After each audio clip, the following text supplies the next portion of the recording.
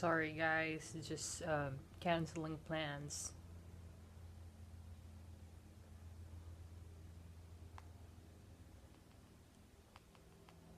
Okay, now that's done. So welcome to another video, and today's video is gonna be about my N400 interview experience. If you're interested, please keep on watching. Okay, so for those of you who don't know, the N400 is actually the second to the last step to become a US citizen. So I'm going to break down the process. So first, you go to the USCIS website and fill out the forms about your 5 years in the US. You attach all the necessary documentation, and then you attach a check to pay for the immigration processing, which is around 800 something dollars as of last year. And then you send that out. After a month, the USCIS reaches out to you if they need more information or if you're already scheduled for a biometrics. So after the biometrics, the typical wait time for the schedule for them to give you an interview schedule, depending on the lag time on other applications prior to your application, is 8 to 10 months. And after you get scheduled for the N400 and you pass the N400, they schedule you for a swearing. The day of the swearing, when you get your US citizenship certificate, you can register to vote, and you can also apply for a passport right away, I believe. Got my letter from the USCIS. I was very excited. I realized that I was a step closer to actually being a US citizen. So in the letter, it contains the date and time of your interview as well as the location of your interview. It will also tell you to bring your passport and your green card as well as a copy of the letter. And it will also tell you to bring any travel documents if you were out of the country for more than 6 months. Oh, and another thing, it also tells you in the letter to try not going to the immigration office 30 minutes before your scheduled interview time because they don't want the place to be crowded. So just keep that in mind. I also wore a business casual outfit like I was about to go on a job interview. I don't think it specifically said that in the letter, but I do advise you to do the same thing. So after passing security, I went to the front desk, and the lady in the front desk directed me to a certain window. So I went to that window, and then I asked the person in the window, do I need to have a number, or are they gonna call me by my last name? And she said, no, you have to have a number. And then she took my paper from me, read it, and then she also asked for an ID. I showed her my green card and then my passport. She went through all of it, checked if everything was accurate and it matched. And then after she checked everything, she did hand me a number. And she told me to go wait until my number is called out. Surprised that I actually didn't wait that long. I only waited for like 10 minutes until the officer who was going to interview me went out the door from the office and called out my number. And she looked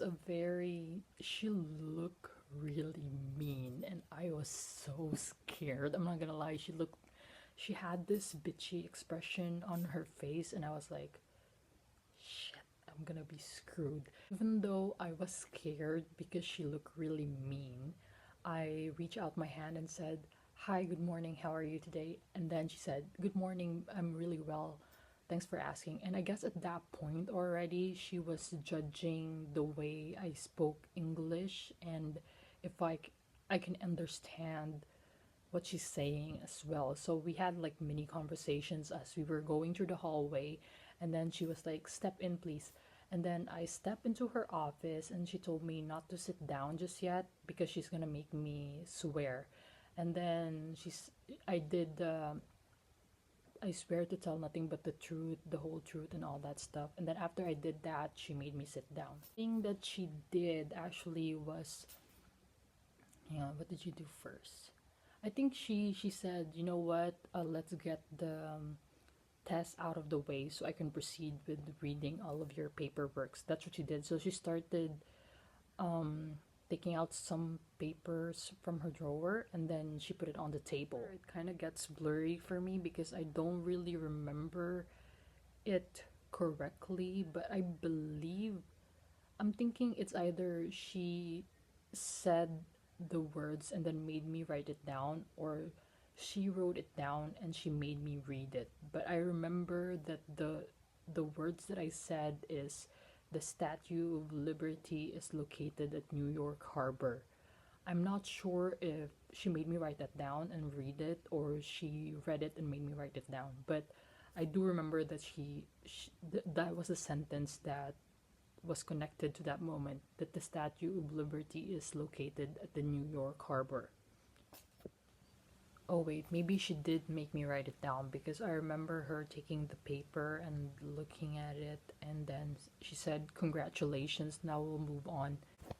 I'm not gonna lie, the history test really made me nervous, but it didn't really made me nervous because I don't know what the answers are gonna be. Of course, I knew what the answers are gonna be. I memorized that book. The only thing that I was afraid of was that I was gonna be so tense that I was gonna black out and not remember the answer to a particular question that she might ask me. But it all went smoothly, and I'm gonna share to you guys what 6 questions she did ask me.